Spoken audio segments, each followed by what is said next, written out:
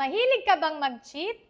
Alam mo bang base sa pag-aaral, yung mga taong nag-cheat ng isang beses ay 3 times more likely na ulitin yung pangloloko nila.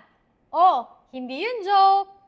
Meron tayong tinatawag na compulsive cheating disorder.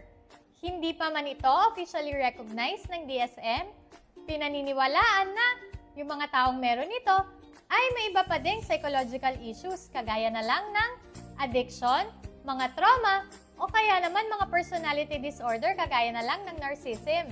Anong mga senyales nito?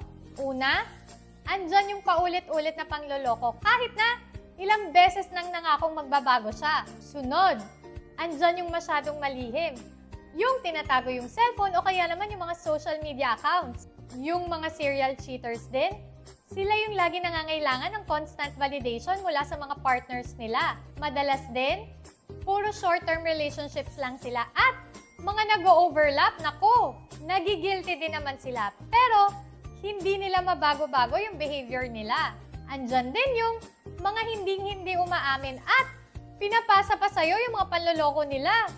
Meron silang mga obsessive thoughts tungkol sa mga bagong relationship at sa mga affairs nila. Oh, baka may kakilala kang serial cheater dyan ha? Ipa-check up mo na. Gets ba? Okay, ingat!